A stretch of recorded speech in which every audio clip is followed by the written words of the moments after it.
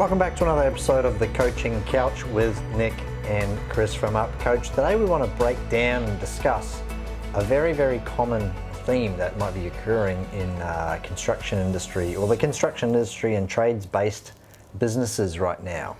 And it's something that we've seen with our clients and something we're seeing a lot across the construction industry. And it's the necessity of needing to pay people, but you're waiting to be paid as a builder or a construction-based company, and you can't pay the next subcontractor, or you can't pay bills until you've been paid, and that's holding up progress.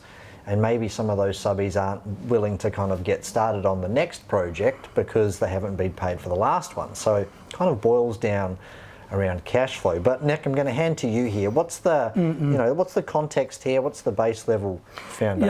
Yeah, I think thanks for that, Chris. I think what's happening today, especially with the kind of explosion of construction going on, we've been through COVID, or we're still in COVID, but we've been through COVID from the perspective of a lot of lockdowns, and then all of a sudden you've got all of this work that you need to catch up to that should have been spread over a year, but now it's compressed down to like 6 months, 9 months, right? So, and what's going on with people, especially around material shortages and a whole bunch of stuff like that, is there's people at the moment that, they've started work. They may have been owed some money before the lockdown. There hasn't been any progress payments being done. So the builder themselves, if they're working with a subcontractor, needs to kind of say, hey, we need to kind of get this work done. Well, we're owed money, but until we get sort of next progress payment, it's difficult to do it. Yeah. Difficult to pay. Now, and what's happening at the moment, it's kind of a cycle. So a lot of people, as an example, in order to finish the job that you've got, you might have, $200,000 outstanding on that job as an example, and probably $30,000 kitchen will finish it, and then we're good to go. But the person maybe, is still waiting on some money with the previous kitchen because, the Gibrocker hasn't finished their job. Right. So you need them to kind of get onto this, get it done, get it sorted. Yeah. The money's coming, but there's this, hesitancy, I suppose, of going, well, I haven't been paid for the other one, and how do I go with it? Now, a lot of the times people go, well, if you're a builder or whatever, you should have the cash flow to be able to do it, and then don't start it if you haven't got the money. But I mean, that's a fantasy of unicorns and rainbows, right? It's not the truth of what's happening out there. So one of the things that I've noticed is that there becomes this cycle. How do you get somebody to pay you? How do you get somebody to do the work so then we can finish off that work, you get the money and you pay them? Got it. And this is kind of a game of catch up, really, Yes, so yes. And that's kind of the context, So and I think it's a conversation that needs to be had, right? And this is what I like, obviously, about this setting. So it's a delicate one, It's one of these things that you go, well, I think first of all it's based on relationships. Sure. If I've been doing work, let's say, for you, or you've been doing work for me, I'm the builder, you're the, trade supplier, or the cabinet maker, or the, plumbing supplier, or the plumber, whatever it may be. I think it all starts on a relationship. Yep. And one of the bad things that happens, and I've seen this a lot, is, you owe somebody money and you go underground.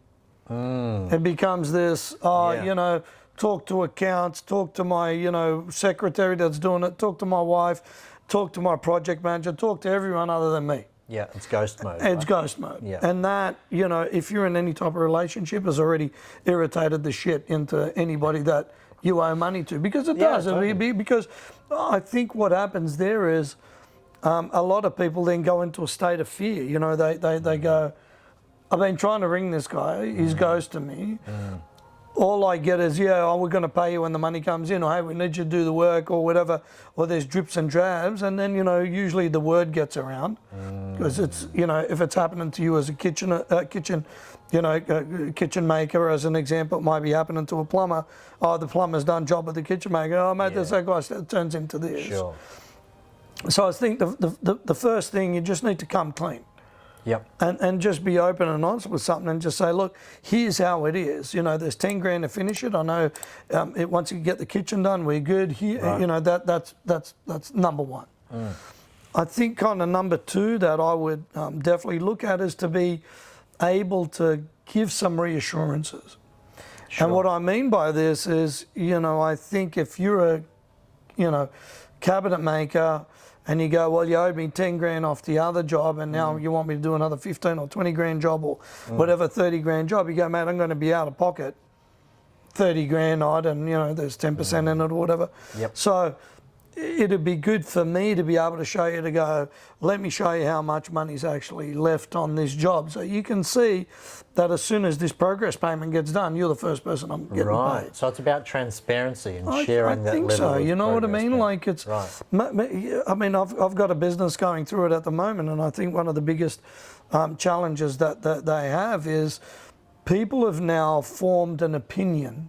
Mm-hmm. And, once somebody forms an opinion of you, man, there's always going to be this, kind of way that people are looking at it. So and that's what you don't want. No. And now it doesn't matter what he does because he hasn't been, front and centre. He's been, a bit ghosty. And I know why he's been ghosty, to be honest. It hasn't been him. He's just, there's a lot of pressure to deal with. And this is like on a million scale, not on a, 30 grand scale, right? There's a lot of money owing and all of this stuff. And it just compounds, So if you start to do that and someone forms an opinion, it's really difficult to change that opinion because at the end of the day, if something happens to me and you get all the work done and whatever it is that I've mismanaged the money or whatever, and I go broke and this happens all the time. There's a lot of people that kind of go under and stuff. So I just think those two things are really important. If you're going through this, you've got to think about it. And if you're on, let's say on, Chris's side of things, if you're the supplier of that, you also got to go, well, if I've got a good track record with me, you've been doing stuff for the last 5 years. Yep. It hasn't been a habit, obviously. It's just happened now. Surely you could also go, well, dude, you're just being open and honest. I get it. Let's help each other out, mate. You give me 5 years of work. It's been no problem. Sure. You know what I mean? Like it's Absolutely. kind of that. So I'm wondering if you've got sort of something that you could see from that point of view on how somebody could position that as well. I think the transparency is really important and keeping the lines of it's a communication. Yeah, that's thing a good one. It's a communication thing. Yeah. If communication breaks down, everything breaks down. And to be honest, it doesn't matter if it's trade to trade or trade to client. And we're seeing this from a material shortage aspect. This is happening with clients, to be honest. There's some clients that have, you need one more clip to go on the gutter and they're holding 50 grand. That's right. Like, it's crazy, right? Because they're like, oh no, we want, and there's an interesting thing because there's a lot of people doing work that's a bit average. Yes. Just to keep up with it. Yep, that's true.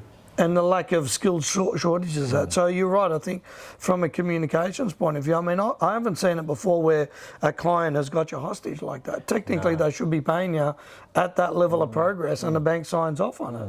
Well, one of the things that I did with a builder I work with, and this was, I don't know, easily 4 or 5 months ago, is we set up a letter and clearly outlined what was coming.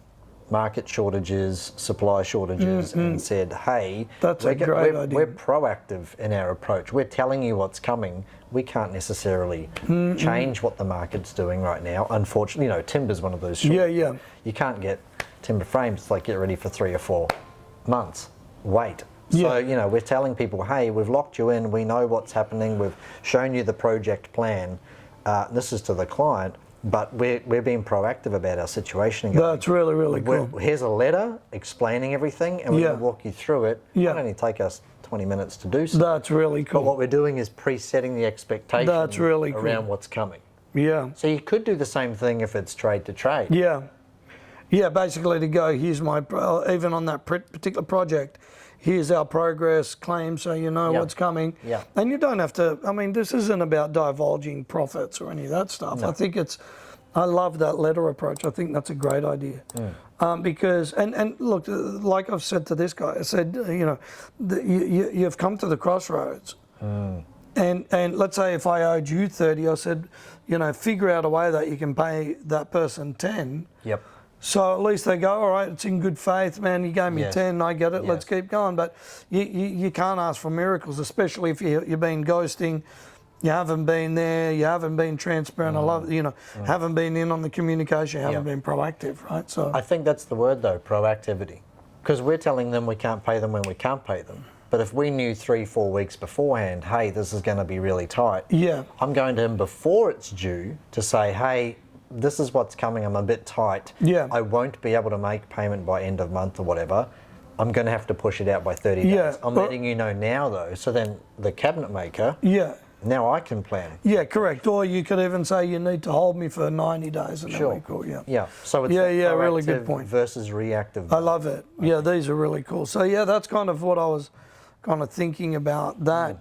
There's, because hey, if you're watching this and you get into that, I mean, this is a common thing. So I suppose the takeaways are really, make sure the lines of communication are really, really good. Huge. Number two, I think, try to be proactive with this. If you can see it coming, it's a lot easier. Like if you see a tsunami coming, you evacuate, right? You run. You run, right? Yeah, don't leave it till the end. Don't wait and watch the wave. Don't look out and watch the wave. Yeah, exactly. Guys, if you need help with any of this, please reach out to us. askitupcoach.com.au. We're happy to get on the phone and have a chat with you. Or check out any of our other platforms for any content that we might have to share. See you soon.